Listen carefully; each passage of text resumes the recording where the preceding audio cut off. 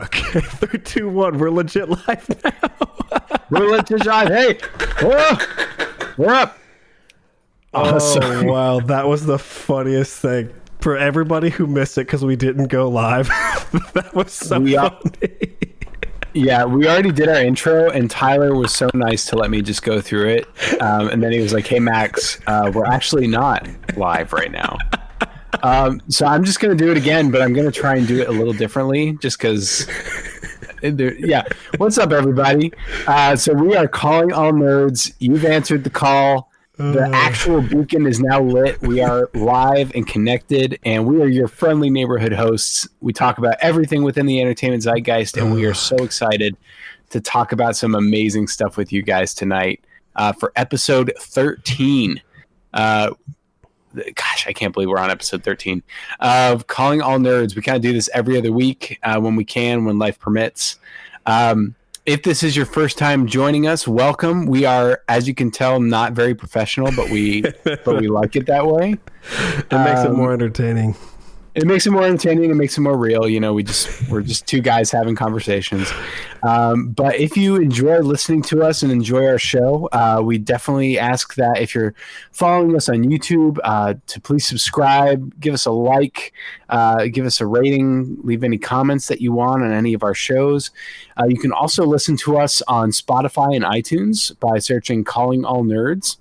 We are on those platforms as well. And after our live podcast, it gets sent over to those different podcast available services right after. But we are excited to talk about some pretty interesting stuff tonight. I think it's been a pretty dry year so far, hence why sometimes we just don't really have a lot to talk about every week. So we don't do it every week. But Tyler, did you have by chance a question of the week for us to start off? Yeah, I kind of thought of one as all that stuff happened. Oh, nice.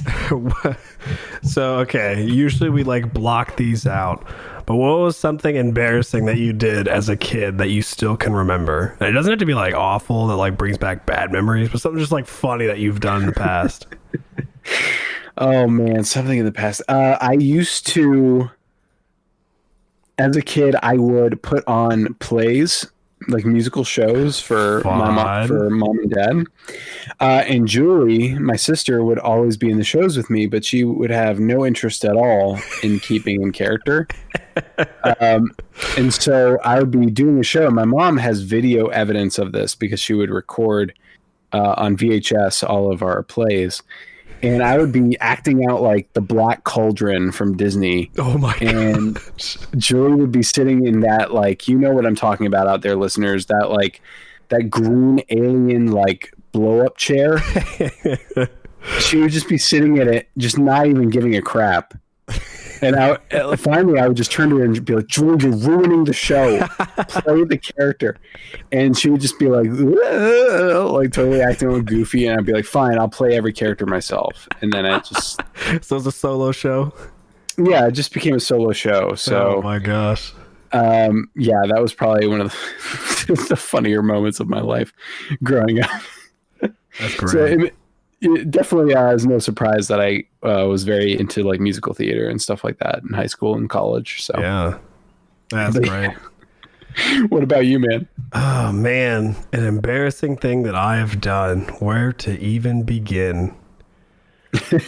I remember. Oh my gosh, this was so dumb. I remember like one time. This was so stupid.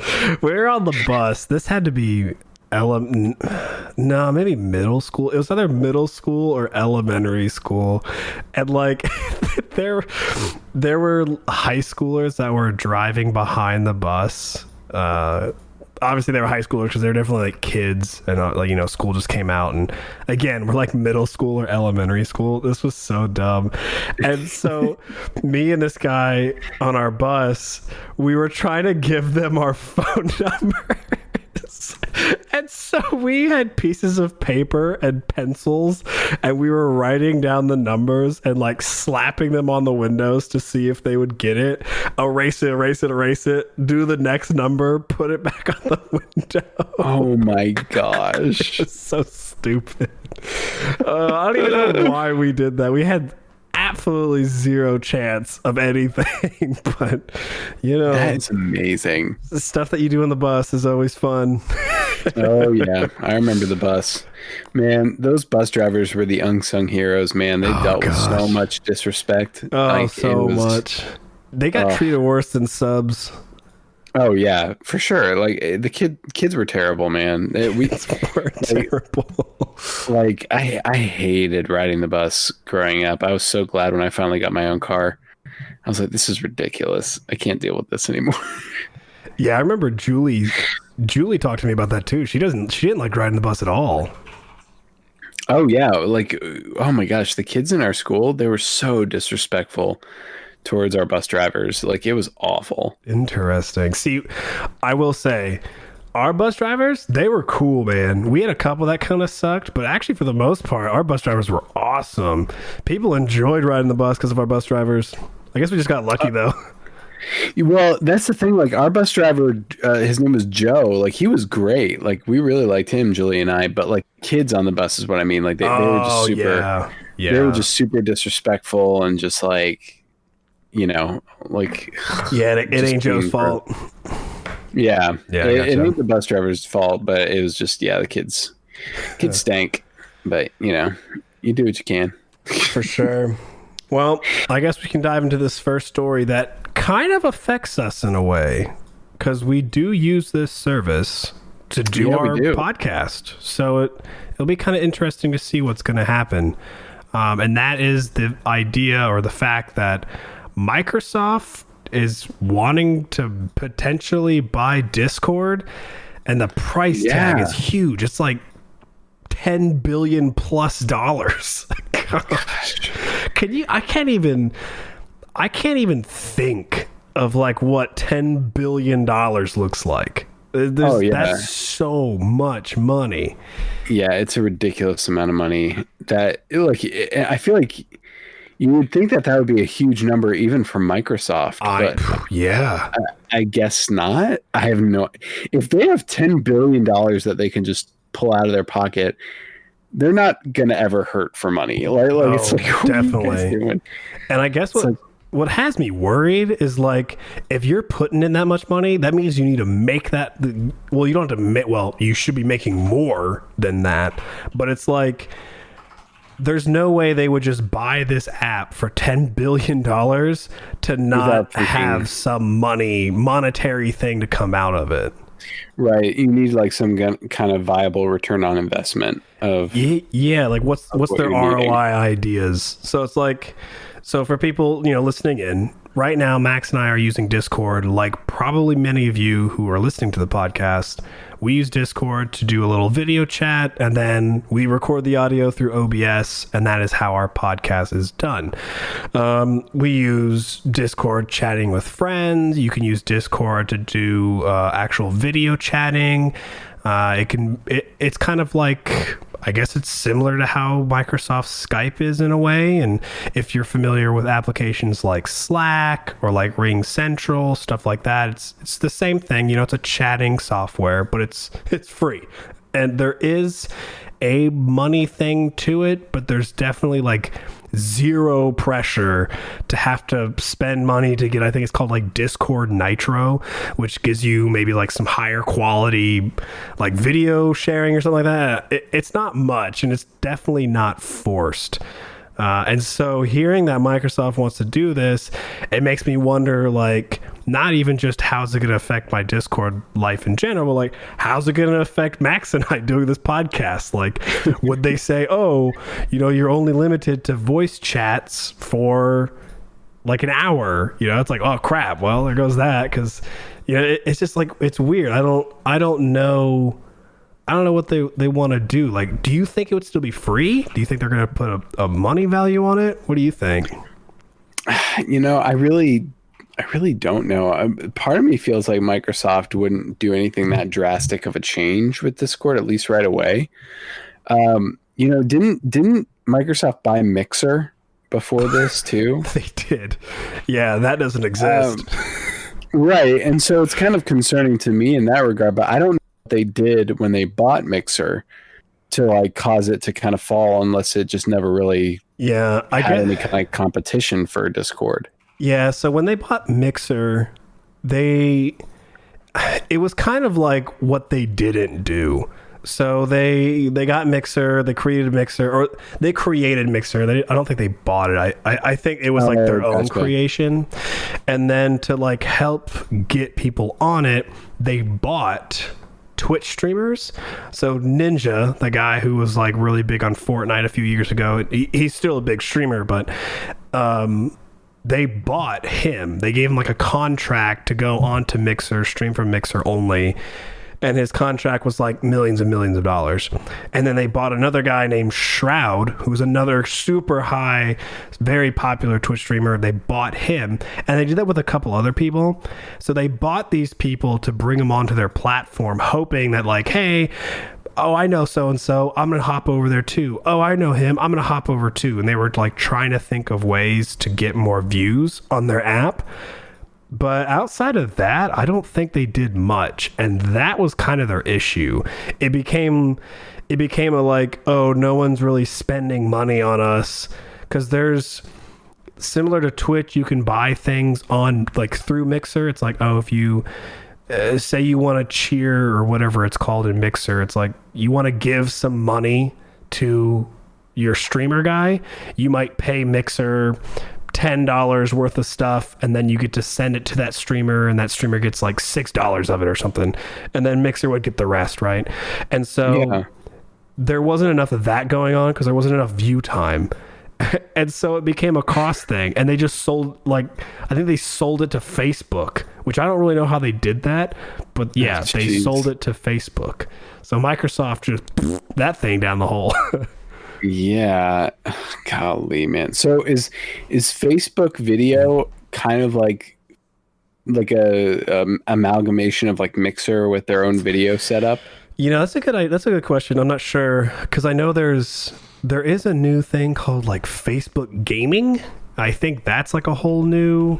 Let me look real quick. Yeah, there's like a Facebook Gaming thing. Oh, what?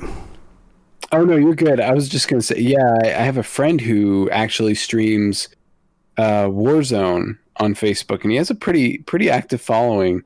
But like he only streams, I think, specifically on Facebook. But I just didn't know if that was like maybe something to do with Mixer or just a renaming of what Mixer was. I have no idea. It might be that like maybe some of like the server power or something was pushed to it, or I'm not too sure, but that's what Microsoft ended up doing with that. And I know I saw some memes of like, let me see, Microsoft buying Discord memes. There was this one meme that like stood out to me. Oh, here it is. So it's like it's like the Grim Reaper, and the Grim Reaper's face is the Microsoft logo, and you see like you see three doors. So the first door is Mixer, and it's open, and you see a blood trail.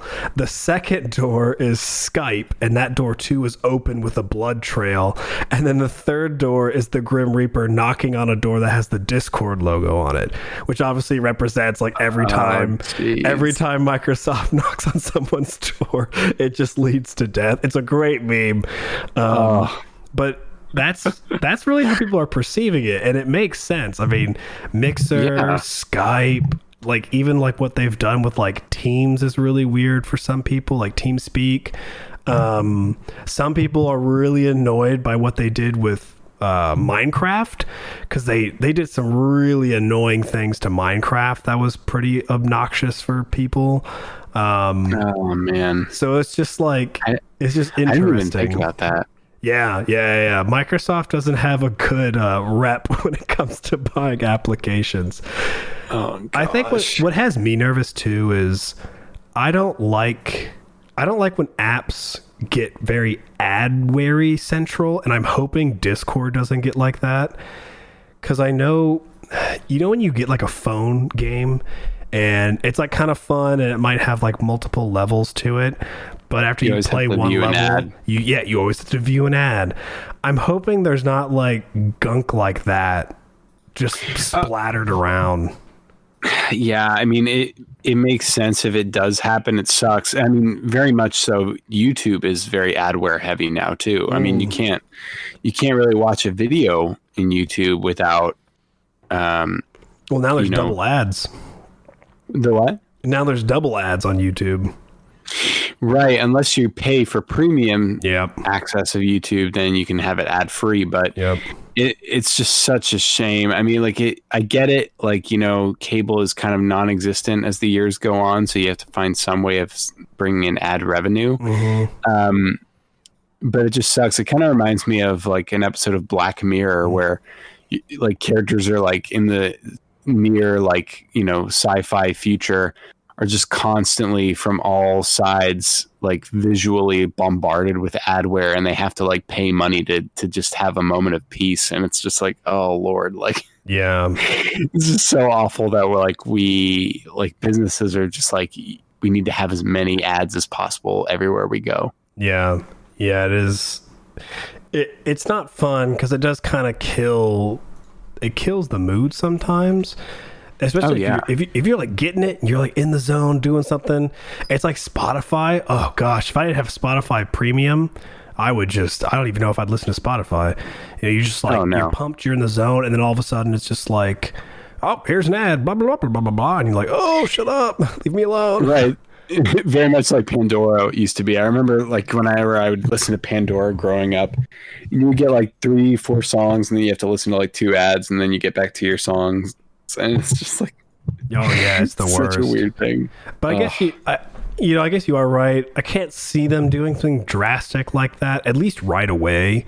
If they were, I feel like, Microsoft's not dumb. They would ease into it, into like something like that. But it just makes me curious what they're going to want to upgrade. Yeah, it makes me curious too. I think you're right. I mean, like, if they did anything drastic like that, just like say, like, for example, change the amount of time you can, change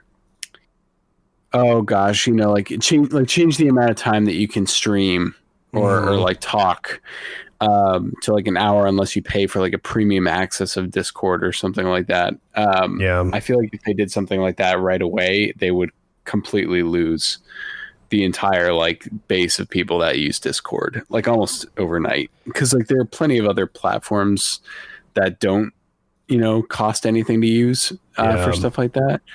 So I don't think that would be very smart of them to do that so quickly. I definitely could see that becoming a thing at some point, but I would hope they would have more hindsight or I guess foresight to not make that mistake again.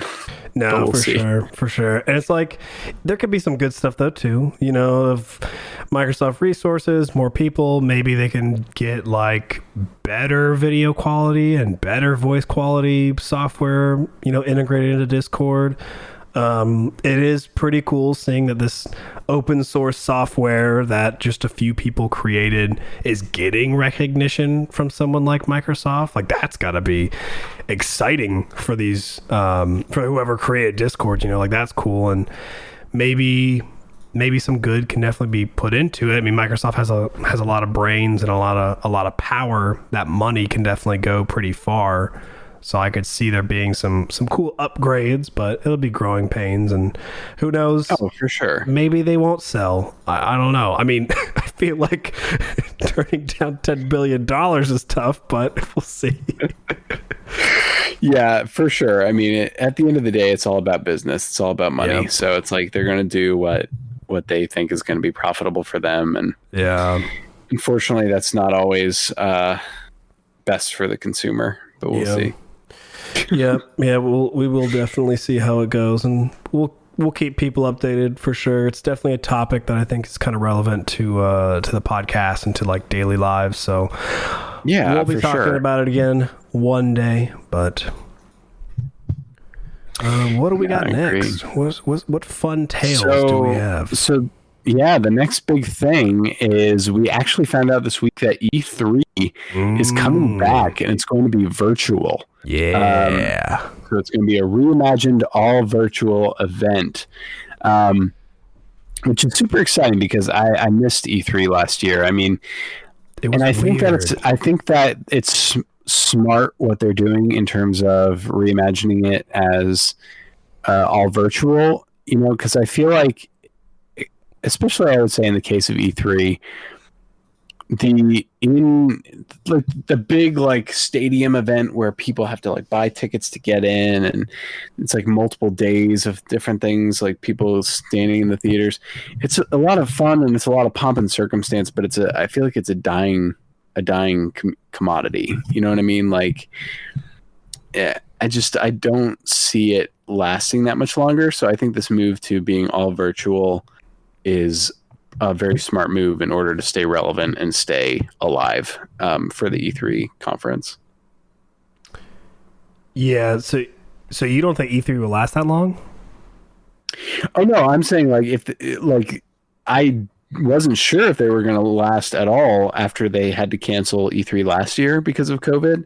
I wasn't sure what they were going to do this year, but I think it was the smart move to go all virtual.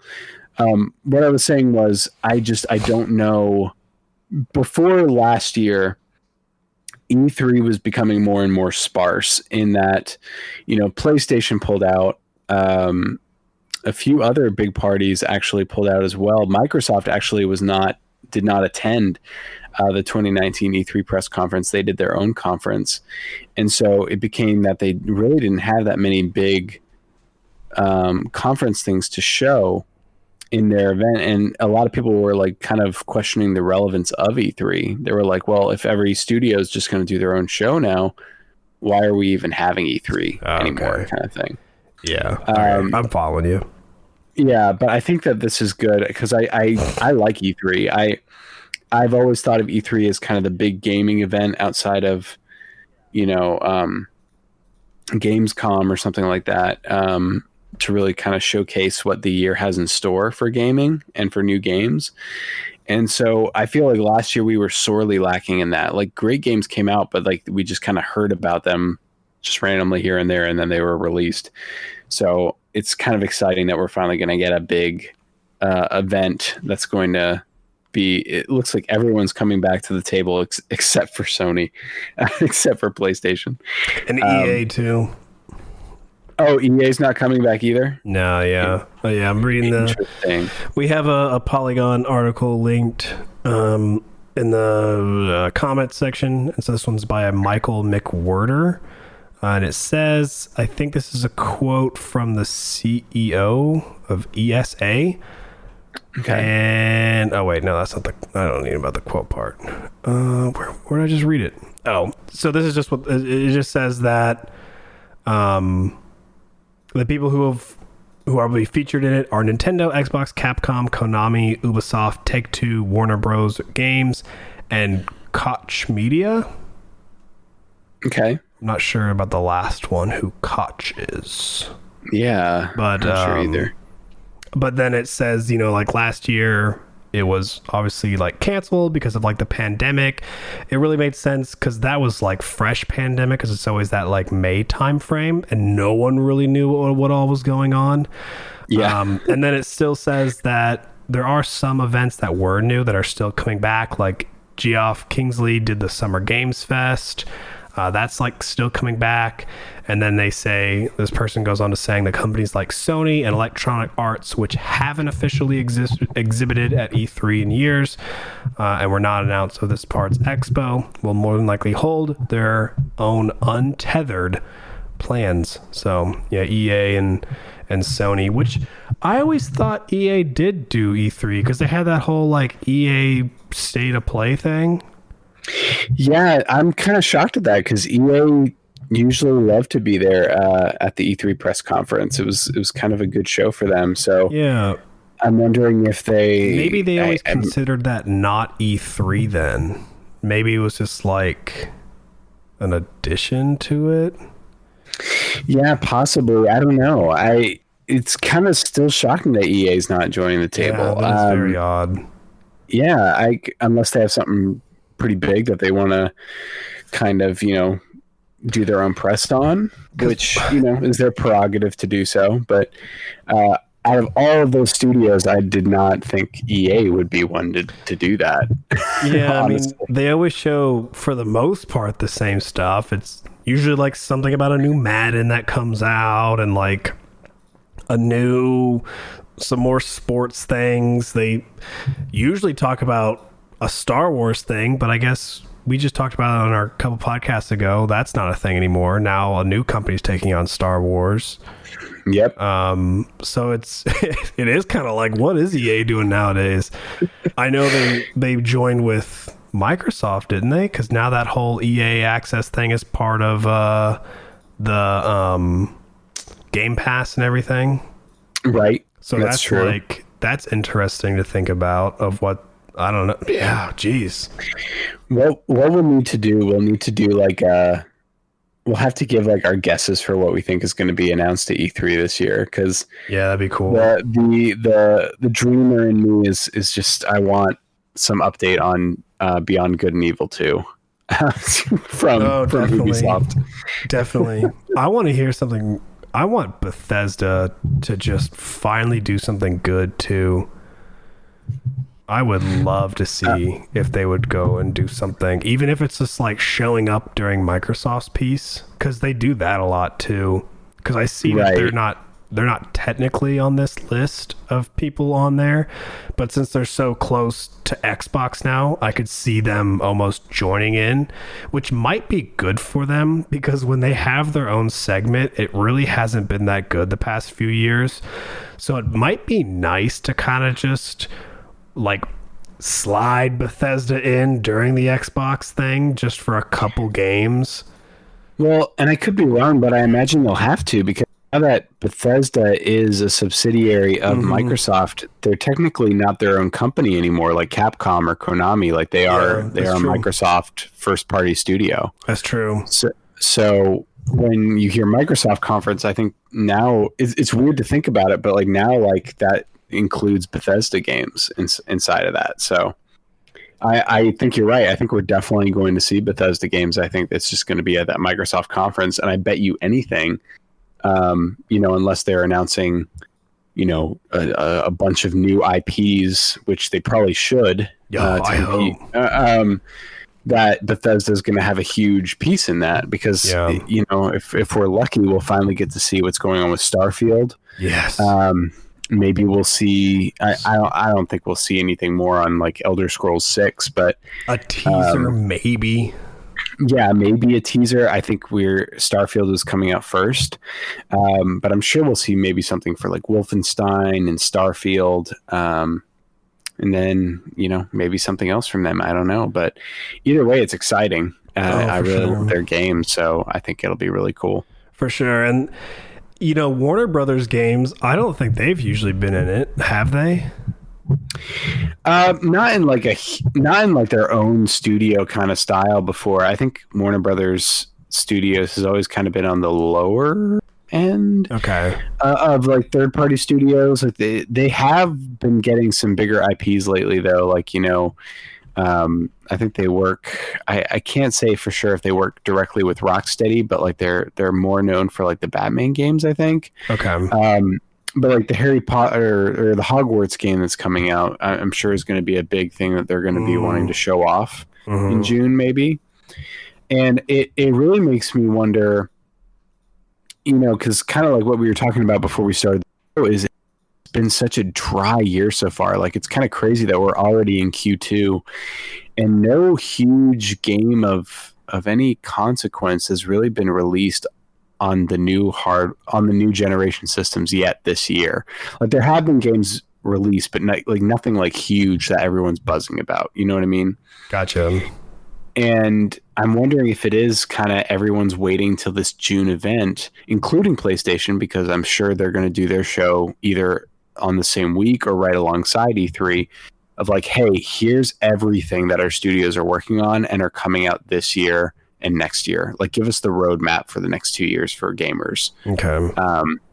Is kind of like what I'm thinking this event is going to be. So it makes me really excited for June, but I think that's why it's been so dead lately, is because everybody's kind of keeping their head down and trying to get stuff done. Yeah. Yeah, it's really interesting. This Koch Media, they actually apparently Metro Exodus, Homefront: The Revolution, Saints Row 4, and Dead Island are some of the things that are underneath them. And they're getting their own show. Interesting. I think that'll be the first time they've had their own piece of E3 before. Yeah, and I guess THQ Nordic, they bought them in 2018, and so they've been, I guess, getting a little bigger here and there. So that's interesting. I've never heard of this company, which is really odd, but they got a few little cool things here and there. So, man, that's awesome! Holy smokes! Yeah, I think this summer is gonna be. It was like last summer when it came to video game news, it was just exciting to hear anything because it was like, oh, finally, like we're hearing some news, right? Last year was pretty rough, really sad, all that stuff like kind of going on. So hearing any news was like exciting. The new consoles were supposed to come out, so there was all that like anticipation for that.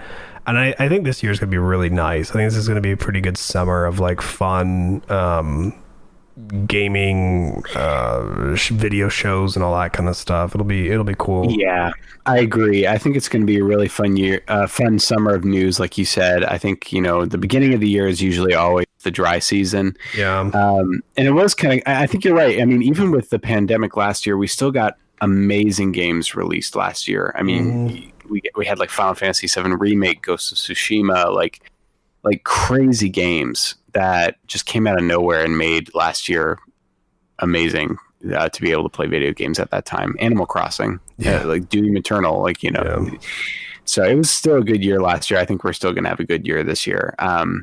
It just probably won't be until the summer and fall that we get those amazing games, but we'll see. Yeah, and I think this will be nice too, because this is obviously we have been in quarantine now for over a year. And I think these companies finally have had time to work on their video presence.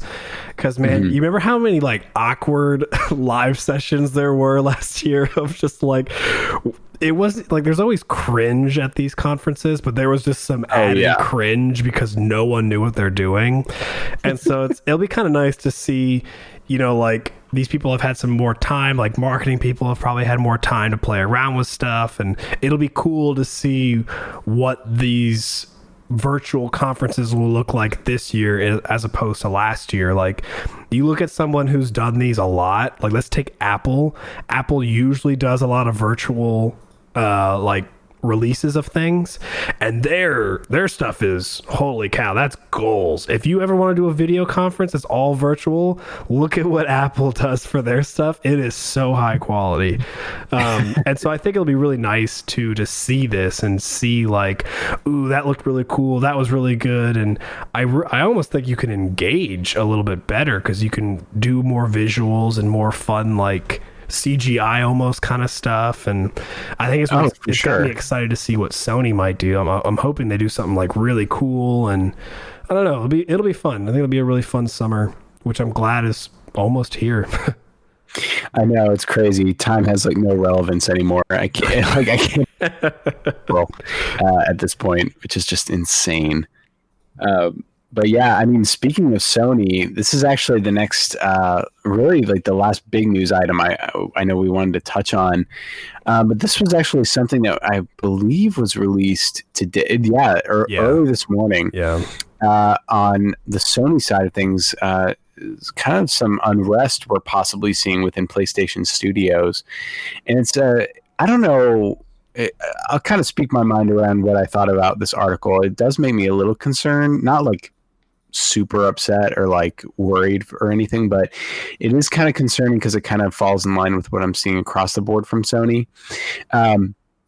But anyway, this is from an article written by Jason Schreier from Bloomberg, titled "Sony's Obsession with Blockbusters is Stirring Unrest Within PlayStation Empire." And we'll have the link of it in the YouTube video as well as our follow-up notes with the different streaming services. But I would definitely recommend giving this a read. I'm not going to read through it. I'm just going to give a kind of a quick overview of it.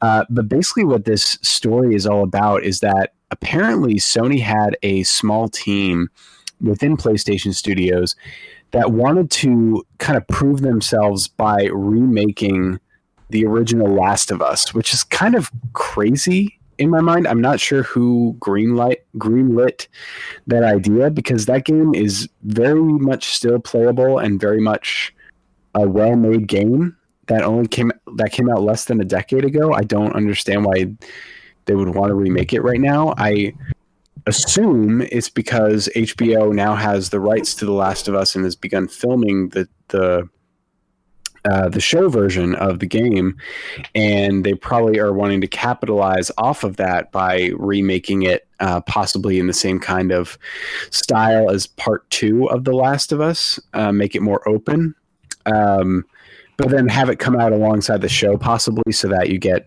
more players buying a PS5 so that they can play this game that they've never heard of before, but now know of because of the show, if that makes sense.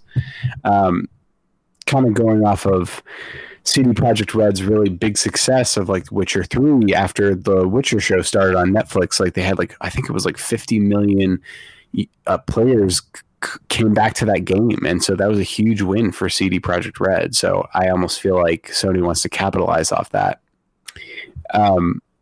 They've remastered it, right? Oh yeah. I mean, like they've okay. The first Last of Us so many times. They remastered it.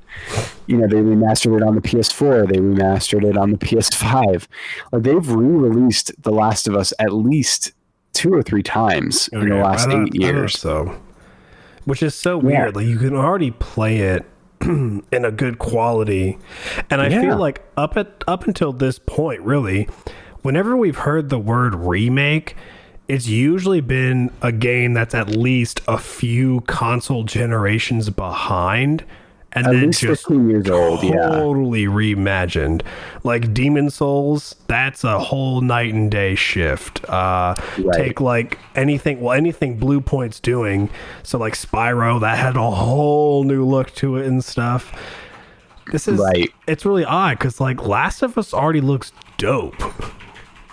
I know, it looks so good, and like I just don't understand it. And kind of what the article talks about is it seems like Sony, with these blockbuster hits that Naughty Dog has released, Uncharted, Last of Us, Spider-Man, like they're kind of, it seems like the executives at the head of the board are really kind of focusing in on, we just need to keep remaking and keep making more iterations of these games that we know are going to sell. And that's very much different from the PlayStation I grew up loving. PlayStation that is gives creative freedom to their studios to be like, make whatever the heck you want, and it's probably going to be amazing. Like if you just kind of stay on this course of, let's just keep making Last of Us, let's just keep making more Uncharted. There's no room for growth to further the medium of video games. Everything that we've seen, like I get why they kind of have Naughty Dog as like their number one studio, because in a lot of ways Uncharted and Last of Us kind of, set the course for bigger AAA games that we've seen in recent years. God of War, Spider-Man, Ghost of Tsushima, all of those games have amazing narrative stories that really were kind of off of just the learnings of Uncharted and Last of Us. Before Uncharted and Last of Us, we really hadn't had anything narrative that close to a movie before. You know what I mean? Yeah. And I wonder if their term for remake is loose. I wonder if it's not really a remake then. Well, that's the thing is a lot of people, and this is all speculation, but a lot of people think that they're remaking it to be like the story will be exactly the same, but possibly opening it up so that it resembles Part 2 more, where it'll be like in the same engine as Part 2. It'll have more open fields so that like, how like in Part 1 you really had like the individual chapters, and there were like 3 or 4 chapters per area. And then in Part 2 there wasn't really chapters per se. You were zones, right? The what? It was like zones. Yeah, it was zones, and it was days. Like it was like day 2. And so I'm wondering if, like, for example, in Last of Us Part 1, the whole area where they visit Bill, Like, could that just be made open? And like, that'd be it's cool. the same. Yeah, but it's like the same story, but it's like there's no more like, you know, breaks and chapters between. You're just kind of like, oh, okay, here's Bill's house, but then walk over this way in free form and you can get to the school, you know, and like, because like even replaying Last of Us Part 1 recently, it is very linear, small environments where it's like, oh, okay, like you're kind of being forced to follow a tunnel in a way, which was very much what the first like 3 Uncharted games were. It wasn't until Uncharted 4 and Last of Us Part 2 where the games became more open. And so I'm wondering if that's what they're possibly thinking with the term remake. But yeah, that's not the only thing that's worrisome. Is, you know, like this game, this was an idea given to like a small team within the studio. Sony wouldn't even, they didn't even really talk about this small team as like being an actual thing. And then at one point they told the team, oh, okay, we're going to sign this game, the remake, over to Naughty Dog. And then they're going to be heading this remake of The Last of Us. And that's what really blew my mind. Was I was like, why in the world would Naughty Dog want to remake a game that they made just a few years ago? They want to probably do part 3. They probably want to move on to something new. And it just seems really scary to me, because not only that, but another one of their companies, Sony Bend, you know, they just released Days Gone. And in this article, I'll read this one part. The fixation on teams that churn out hits is creating unrest across Sony's portfolio of game studios. Oregon-based Sony Bend, best known for the 2019 open-world action game Days Gone, tried unsuccessfully to pitch a sequel this year. According to people familiar with the proposal, although the first game has been profitable, its development had been lengthy and critical reception was mixed. So Days Gone 2 has not been seen as a viable option and was denied. Ooh, that's sad. So Days Gone is dead. Like, it's just gone. And they basically told this, Sony Bend, oh, well, help Naughty Dog with a multiplayer game or make another Uncharted game with supervision from Naughty Dog. Some staff, including top leads, were unhappy with this arrangement and left. Ben's developers feared they might be absorbed into Naughty Dog, and the studio's leadership asked to be taken off the Uncharted project. They got their wish last month and are now working on a new game of their own that will be a part of a brand new franchise. But it's just like, it kind of goes back to this whole thing of, it just seems like Sony is very much in a vision state of mind where Naughty Dog can do no wrong. So we just need to let them make everything, at least in this like small corner of their first party studios, if that makes sense. But this doesn't seem like a healthy, at least from reading this, it doesn't seem like a healthy choice to me. Yeah. Like, it's a lot of pressure on one team alone. Now I will recognize that I do not know what is all involved. From our perspective, from an hourly perspective, to make this remake happen. Maybe it's easy and it's actually not that big of a deal, but maybe it really is pretty time consuming and they're wasting a lot of resources. I don't really even know how big Naughty Dog is, but yeah, it's very odd because hearing that they want to do a remake is almost like hey, we don't have much going on right now. We kind of want to just do something that we know will work and make money. Yeah, and it almost seems like they would do that with something simple where it's like hey, just remake it. It won't be that hard, right? Okay, just like get it out because we need some time for other stuff maybe, or who knows. It's really odd. Yeah, it's very strange, and it's nerve-wracking for me because it's a very thing to do, and it's really not even a choice of Naughty Dog's. Like, it's so we want our people to remake Last of Us. Yeah. Oh, never mind. We need Naughty Dog to helm it. Yeah. So Naughty Dog, you work on remaking your first Last of Us game, and I'm sure. At Naughty Dog, the last thing they want to do is retread old ground. That's been their kind of bread and butter. they never return to old stuff. You know, like they keep moving forward with new IPs. Yeah, you know, smart. Like, it's very smart. Yeah, you know, like it's why you never hear about Jack and Daxter, for example, ever getting an HD remake or anything like that. Even though people scream for it, they're like, no, like we made that 3 generations ago. Like we've moved on. You know, like we're trying to evolve as much as possible to stay ahead of the game. And I wish they weren't wasting Naughty Dog's potential on a remake of Last of Us Part 1 when they probably want to get to Last of Us Part 3, if there is going to be a Part 3. Yeah. Or a brand new IP. And like you said, we have no idea how many people are working at Naughty Dog. We don't know if they have, you know, the resources. Maybe they have plenty of resources to do something like this, which if they do, good for them. You know, like that's great. My main thing is like, you know, would I play The Last of Us remake? Absolutely. Am I going to watch The Last of Us HBO TV series? Absolutely. Do I need The Last of Us remake? No. Like I don't need that because like I feel like I had a masterpiece with what we have already. And it just seems like a very poor choice in my opinion, but yeah, very corporate-y, very business centric, very we want money. I mean, you know, Square does it with Kingdom Hearts, right? Like Kingdom Hearts kept on getting, I mean, it wasn't remaked, so it's a little different, but it's like Kingdom Hearts was, you know, reproduced, and they had HD versions, and then they put them on this console, then they put them on PC, and they had bundles, 2.5, 1.5. Yep. You know, it's just a cash grab.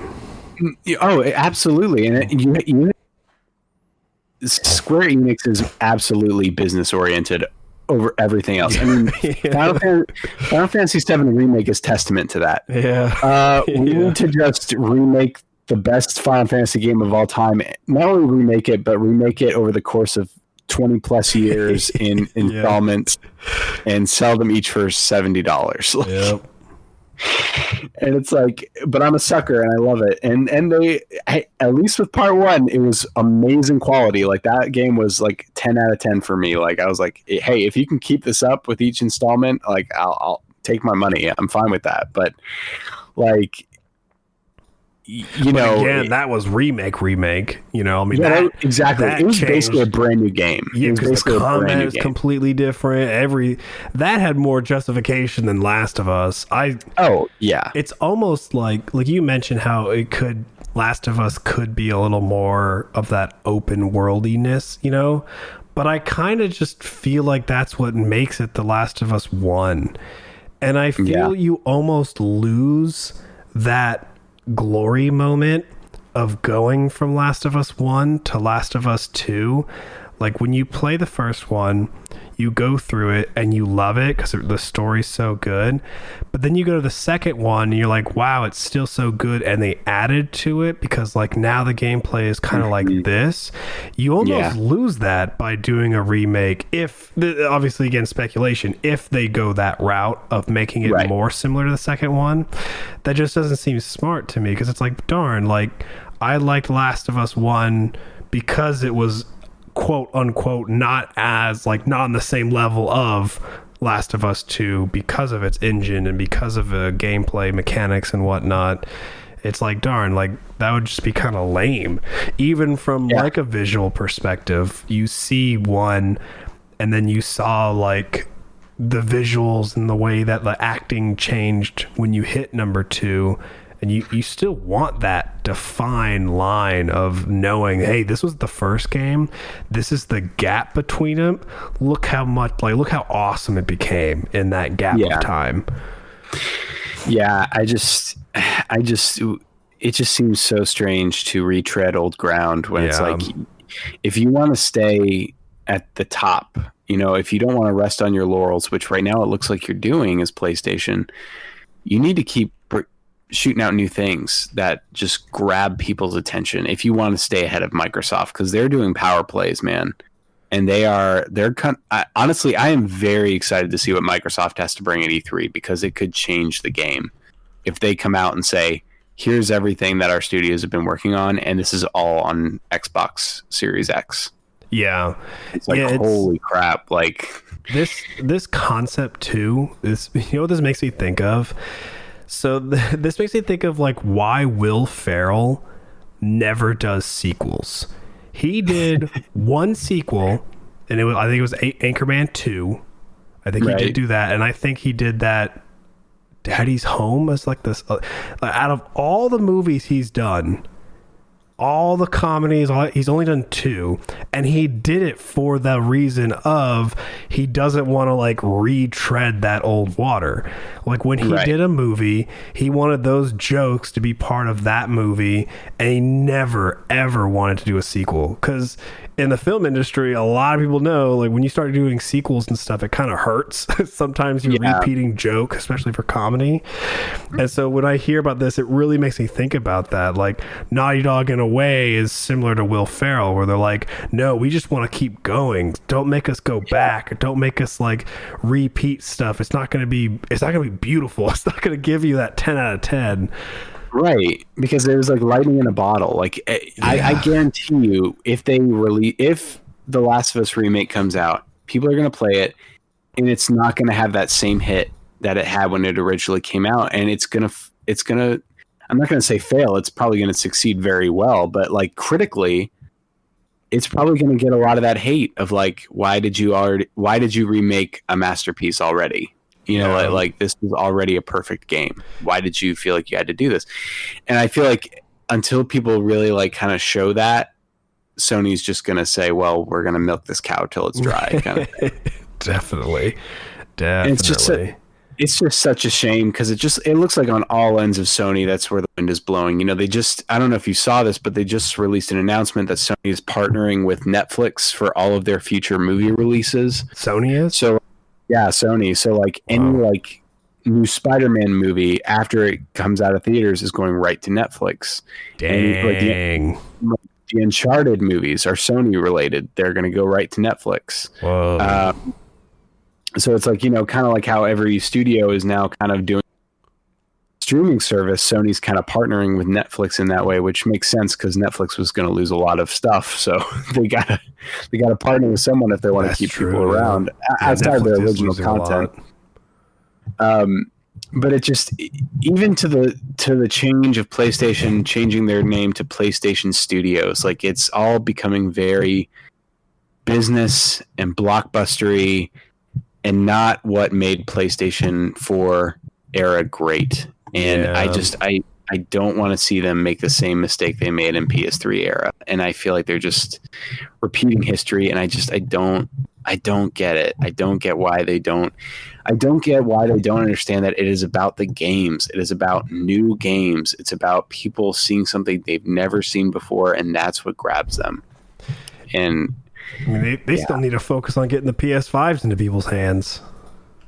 Yeah, that too. They're still struggling with that. You know, it's like, come on, it's still a hassle. I mean, I know that you and we haven't even touched that market anymore once we got ours.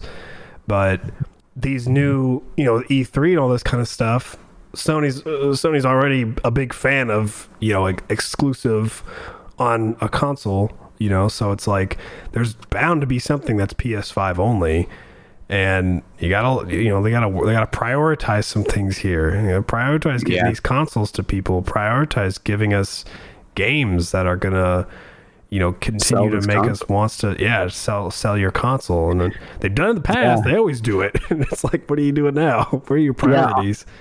Honestly, the next big game from PlayStation Studios is Returnal, which is like this third party, like time loop kind of adventure. I don't know too much about it. It's like set in space. But that comes out at the end of this month. And then the next big release for them is Ratchet and Clank in June. Oh, that game's gonna be lit though.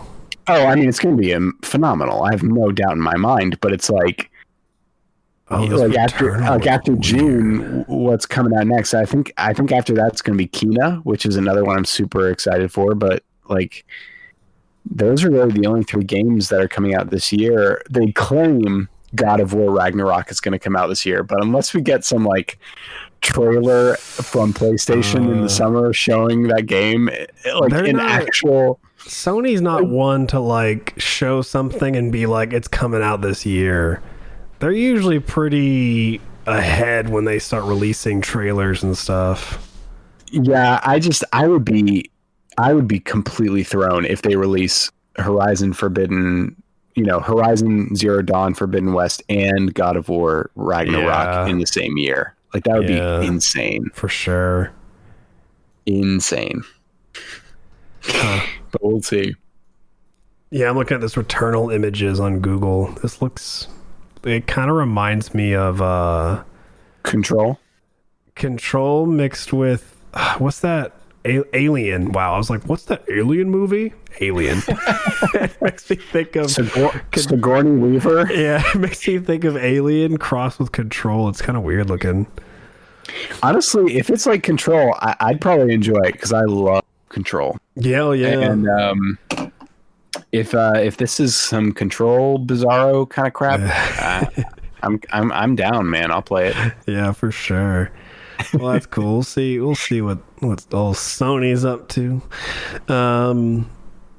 Do we have some time to want to hit this last one real quick? Yeah, let's do it, man. I don't really think we'll be talking. There's not really going to be anything in the upcoming games. If you guys want to look at that, we always have that Game Informer link available in our comment section and stuff. I was looking through it earlier. There's not much, so we probably can skip that segment. Yeah, I mean, let me look at a few. Let me just look really quick. I see that's coming out this month is the new Pokemon Snap. That's like the only thing. Cool. There's like really not much. Oh yeah, and it's coming out literally at the end of that and Returnal both come out on the same day. Those are really of any consequence that I could think of. Yeah, April be lame. Yeah. So the last segment that I was gonna see if we had time to talk about was just about a game called Path of Exile. So Path of Exile is having its second game come out soon, and I was explaining this to Max because it has a really big following. At least I know on the PC side of things it's really big, and it is on all the consoles, so you can access, well, minus Switch, but you can access it on your Xbox and PlayStation as well.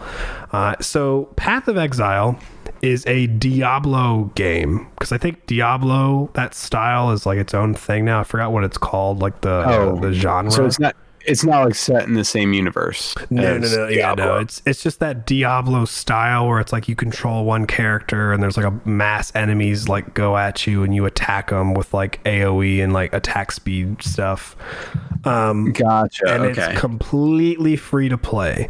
And the way that they do their game is also similar to Diablo, where you have a league and then you have I forgot what they call it. It's the terminology for it, I can't remember, but a league usually lasts a few months and there's like leaderboards, and usually in a league they'll do some tweaks to your different classes and they might add new items and all this kind of jazz, and you'll play for like 3 or 4 months and try to see how high on the leaderboard you can get, and then eventually a few months down the road another league will start up where you create a new character and you go through the same thing again, but because there's different classes it can always kind of feel like a new game each time.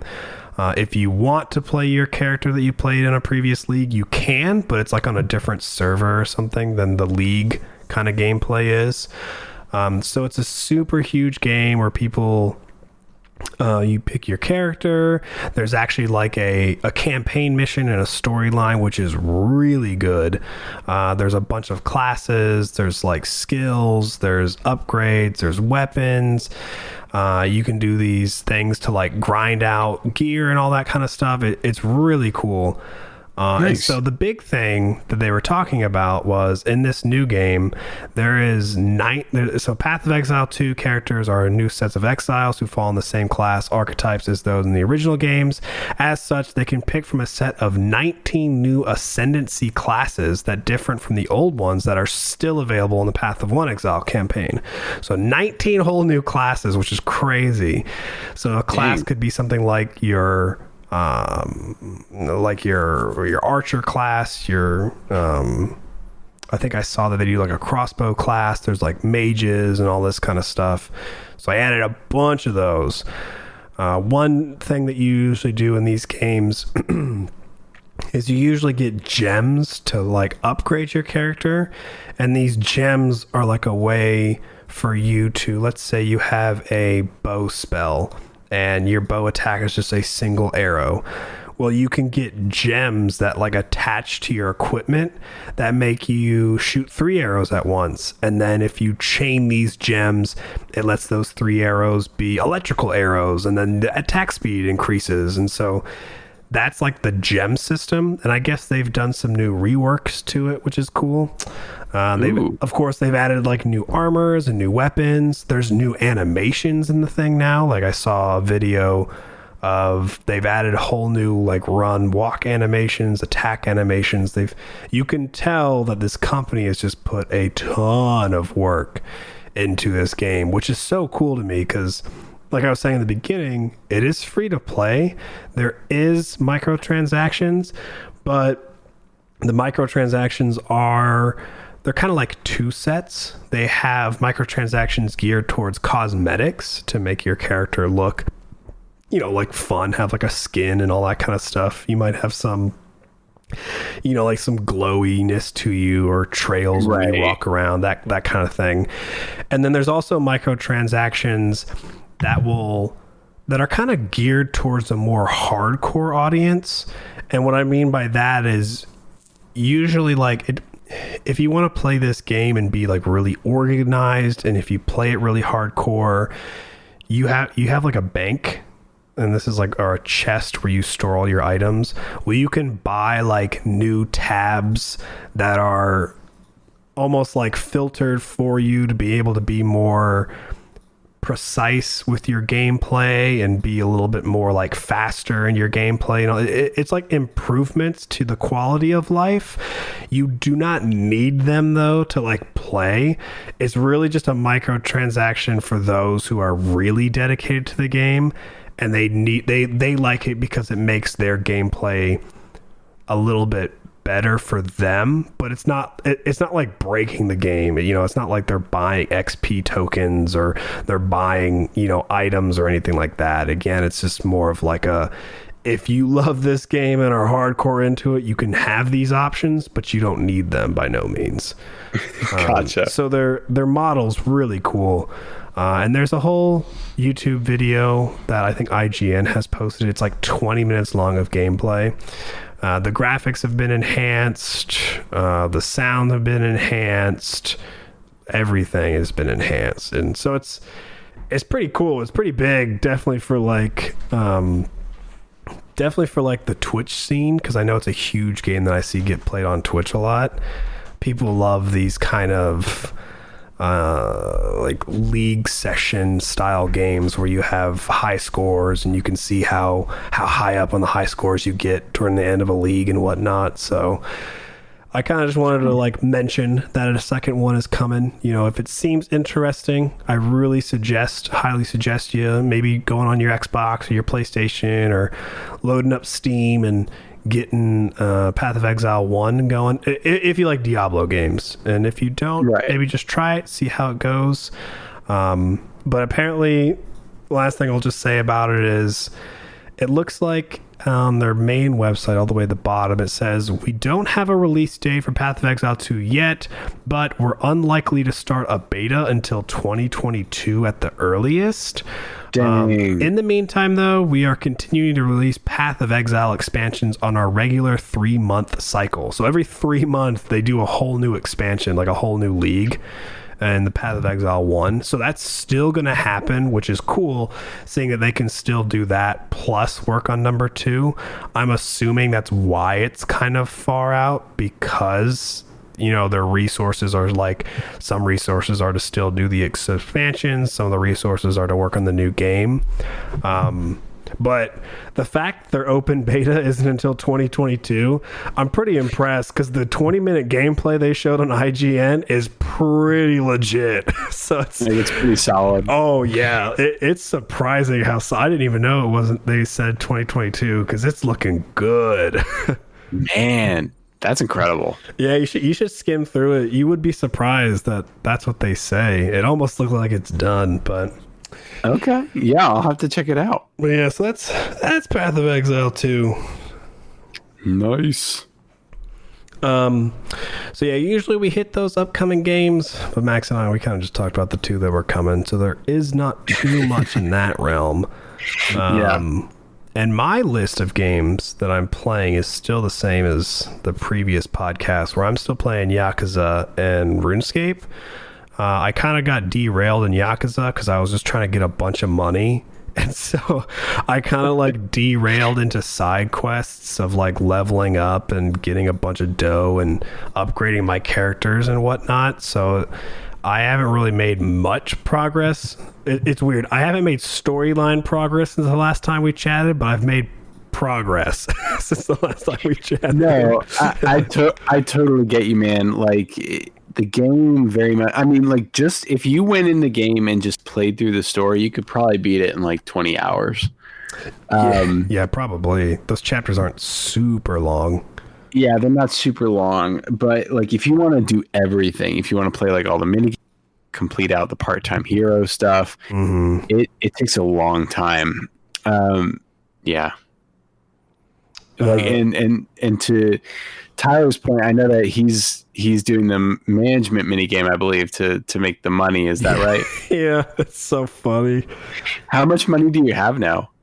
I think I got to like 20 million, and then I started investing some in that girl's shop. So there's a shop that you can go to craft weapons, and then you like upgrade it and all that kind of jazz. So I've just been upgrading her shop. What is it called? Like Love something? Romance Workshop. Yeah. So I've been upgrading that because I had the cop guy. I was using him as the riot shield person, but I couldn't get him an upgraded shield yet. Apparently you can't until like later on anyways. So then I bumped him into the guy who uses a sword. It's like a bodyguard, I think, maybe.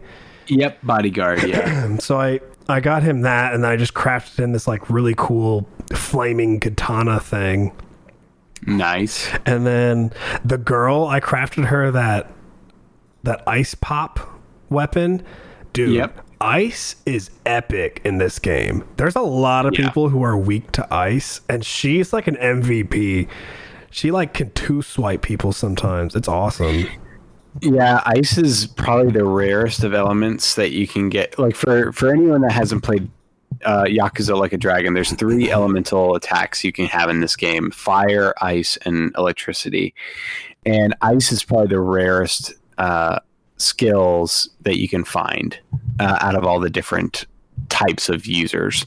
And so anytime you can get good ice attacks, you need to get them. Yeah, you hang on to them for a while. You hang on to them. I honestly get ice attacks probably until like near the end game, and I'm kind of mad at myself because I just kind of focused on electricity and fire and didn't even realize that ice was that powerful. And I was like, dang. Yeah, I don't even know if I have electricity yet. I know I have fire, and I think I have fire and ice. I've been trying to get the elements if I can. I didn't even know. I didn't even know electricity was a type. Yeah, electricity is really good. If you just keep upgrading. Oh, the bat didn't you tell me the bat gets it? Yeah, if you keep upgrading your legendary bat, the original bat that you pick up from the ground, if you keep upgrading it to its highest level, eventually it'll be embedded with electricity like other items do. And so then you'll just automatically have electrical power anywhere you go. Okay. I'll work on that then. Because I think he has like a flame something, but I don't really need it now that my other guy has like a flame sword. Yeah. So I might try to work on the bat then. That's a good tip. Yeah, no problem. I did want to tell everybody I did actually finish Yakuza Wednesday. Hey. Yeah, I officially beat it. This game was incredible. I freaking loved it. 9 out of 10. It got me at the end. It literally brought me to tears. I have to say the dub the voice acting in this game, especially the English voice acting, is incredible. Like they did such a great job. The story itself is very what's the word I'm looking for? It's pretty cliche. Like you can kind of see before they head there. But still, I think overall the story of this game is absolutely beautiful.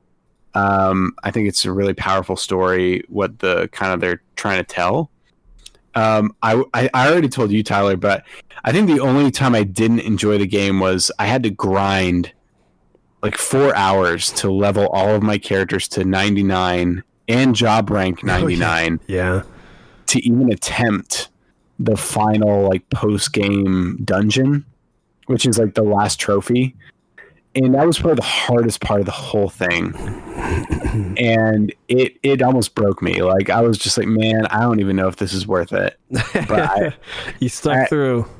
I stuck through and I got through it, but it was worth it in the end just to have that like 100% do. But it's a long game. Like if you want to do everything, it'll take you 95 plus hours. Like it's nuts. It's an investment. Yeah. So what are you playing now? So right now I just started Trails in the Sky. I got that on my PC. For those of you who know, I'm a huge Legend of Heroes Trails fan.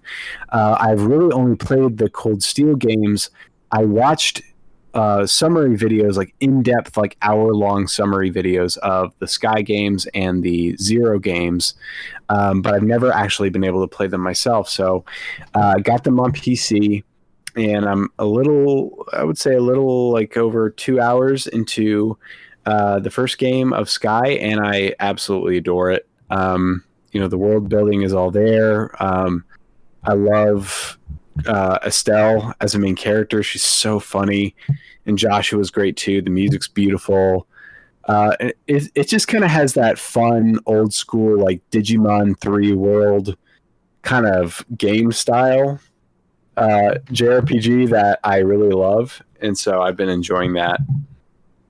And then this is just for this week, but I've been kind of dipping into Control Ultimate Edition on the PS5. They released it on PlayStation Plus, which is a huge win because it's an incredible game, and I've never played the DLC, so I decided I would dip into that and jump back into the world of Control, which is a great game.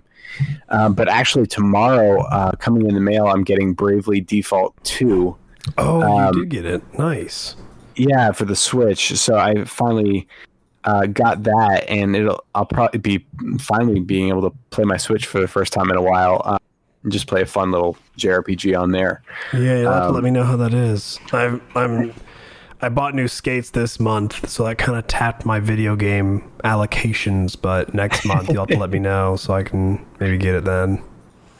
Yeah, I'll let you know how it is. I love the first two Bravely Default games, so this is very, from what I've heard, it's very traditional JRPG, like job status setup, but I've heard it's really fun, and I'll definitely let you know what I think. I think I'm really going to enjoy it. Yeah, I think so too. It'll be good. Yeah. So what do you recommend to the people this week? We've talked about the world of video games. We've talked about Discord. We've talked about E3, Last of Us, Sony being dumb. We've talked about how there's no games really coming up this month. So in light of all this, what do you think people should listen, watch, read, whatever coming up this week? Entertainment of the week.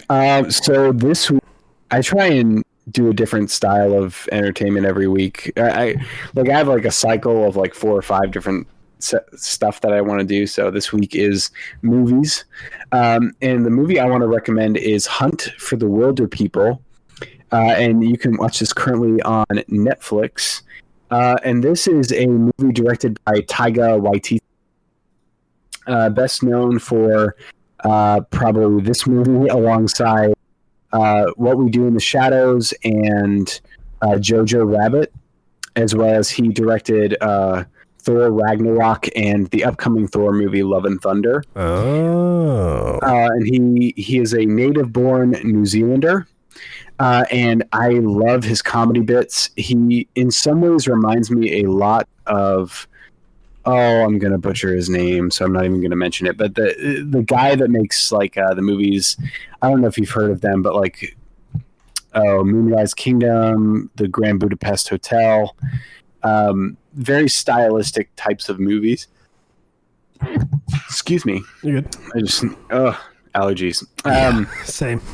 Yeah, but this is just a very fun, warm. Doesn't feel like anything else out there that I really enjoyed, and I find movies like this. I just watched this last week. It really struck with me because it's very different, but it's set in New Zealand, of course, and it revolves around this boy called Ricky Baker, and everybody just calls him Ricky Baker, which is really funny. And he is he's a problem child. He has no parents. He's been in the foster system for years. And if he doesn't make this next family work, he's going to be sent to juvie, as told by his, I guess, foster officer. I don't know what you call them. But it's so funny because in the movie, like, he's sent to live with this family in just the bush of New Zealand, like in the middle, in the wilderness. And the lady that takes him there is like, are you sure you want to take this kid? He kicks stuff, he burns stuff, he runs away from stuff, he graffitis stuff. It's like really funny. And basically a lot of crazy things ensue that I won't spoil, but it just becomes a sprawling adventure in the wilderness of New Zealand, with this kid and his foster father, who just kind of go on a grand adventure together, and it's absolutely heartwarming. It's hilarious. It's so funny. The acting is bizarre but really charming, and I can't recommend it enough. I think this anyone who watches this, I feel like, would really enjoy aspects of it. So go check out Hunt for the Wilderpeople. Legit. It's pretty cool. Sounds good. Yeah. And you can get it on, watch it on Netflix. Yep, you can check it out on Netflix at any point in time. Highly recommend it. It's so good. Nice. Yeah. Well, I usually bum off of Max Medium, so he picked a show thing, and so I did too. That's usually how I do mine. Hey, no, you're fine. Mine's a movie, so yours a TV show, so you didn't. You're good. So mine is something that, like, I'm pretty sure everybody has heard about at this point, but I think it's a good time to watch it if you have not, and that is Attack on Titan. Never heard of it. Which I have Crunchyroll. I think you can watch it in a bunch of different places. I wanted to recommend this one because, Max just said that, like, how part one of the final season of it has finally, like, concluded this week. Yep. And so there is going to still be a part two. But I think it's if you have not seen it, because there's so much content of it, it's a really good time to do it now. I mean, there's obviously, like, a lot of hype around it. A lot of people are, enjoying it. And so Peter and me and him started it a few weeks ago, and we're on season 3 and whatnot. And it's just been, like, really, really fun just watching the anime. It's a very interesting world of, you have these humans, you have these titans, and titans want to eat the humans, and it's just a battle of survival. These humans want to obviously prevail in the end and come out, quote unquote, victorious against the titans. They don't want to be consumed by them completely. There's tons of plot twists, tons of keeping you on the edge of your seat, a lot of twists that you just did not see coming. There's some annoying parts where you get aggravated at certain things. There's exciting parts. There's sad parts. There's very, very, like, hard hitting parts. It's just an anime that really ties into just a little bit of everything. It's definitely on the dark side. There's definitely a lot of death and whatnot. A lot of it's basically the Game of Thrones of anime. It really is. It very much is. But it's really good, and I think now, because of all the medias that you can, like, watch it through, and since there is so many seasons, I think it's a good time to watch it if you have not. especially with that fourth season being out. Peter was telling me sometime this week, like Attack on Titan's one of the highest grossing animes ever because of like things like merch, manga sold, money taken from just watching it on services like Crunchyroll. Like obviously, like this anime is hype. It is top tier, and it holds up to its word for sure. So if you're into anime, you like this kind of stuff, highly recommend. Yeah, the hype, like you said, Tyler, the hype is real. I also agree with you here. Like, maybe wary of it because they don't want to jump onto like the hype train, but like it's legit. Like, this is one of the best anime that's, in my opinion, that has been created in the last decade. I agree with you. It almost doesn't even feel like an anime.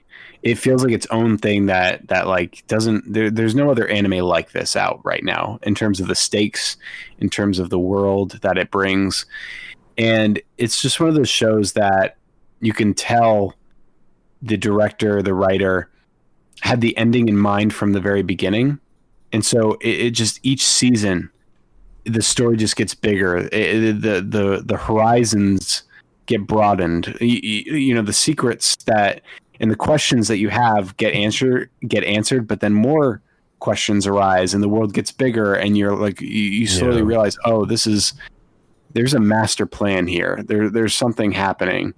And those are usually, in my opinion, the best stories. And I'm so glad you guys are watching it. I can't wait to talk to you guys when you get to the end of season 4, because it is. Yeah, Peter and I talked about how, regarding questions and that type of deal, it's always like you're taking one step forward, 2 steps back. You like get a question answered, but when you do, you then gain 2 more questions. So for like every question you have, there's like 2 or more that are about to get asked. So don't get too excited when you get one question answered, because it is always immediately followed up by another one. Yep. It's nuts how often that happens. And it's honestly remarkable like how they've done this story like they've done. I mean, it's solid. It's a solid storyline. Yeah. It's so good. So that's a double recommendation right there, folks. If you haven't watched Attack on Titan, get up from under that rock and start watching Attack on Titan. Yeah. What the heck are you doing? Stop listening to this and get on Attack on Titan. Oh man. Well, good. That's a good solid podcast. It's been a couple of weeks. I'm glad that we were able to go over some pretty interesting stuff. It'll be cool to hit these topics because we'll probably honestly be hitting, minus probably the Path of Exile, but we'll more than likely be hitting these topics again. I mean, whenever we find out more about Discord, whenever E3 actually becomes a thing, it'll be really interesting to see what Last of Us Remake looks like. So this is a cool podcast where we kind of are doing some speculation to see what will come, and we'll definitely hit these topics again one day. Yeah, I agree. It's super exciting. I feel like we're at the cusp of finally getting, big entertainment industry news again. Maybe we're finally exiting the dry season. I don't know, but yeah, we'll see. It's very exciting. I agree with you, man. Alrighty. Well, like Max was said in the beginning, you can always watch us live around 7:30 Eastern time on Friday. Our podcast always goes live the following Saturday at 9 o'clock. It'll hit, or 9 o'clock a.m. Eastern time. It'll hit Spotify and Apple podcast services, and then you can follow us on, we have a Twitter account. Can't really say we use our socials too much, but they are there. We have those, but really just we do. Getting support on YouTube, like Max was saying, commenting, liking, subscribing, throwing suggestions in on the comment section is always cool. Definitely would love to hear some suggestions. I know a lot of our friends have voiced wanting to come onto the podcast, so we'll definitely figure out how those things work. Julie even mentioned that she said she would love to have a podcast where her and Ruthie came on and we told them about topics and they try to explain what they think the topic is about just based off us telling them the title. So there could be some really fun things, and we'll definitely try to work on getting some stuff going. But we appreciate each and every one of you that tune in to listen. Thank you guys for always kind of coming by, letting us just talk about random stuff live. So Appreciate it. Absolutely. Thank you guys so much. And yeah, that's been episode 13. Episode 13. We did it. All right, everybody. We will talk to you all again next week. Have a good one. All right. Take care, guys.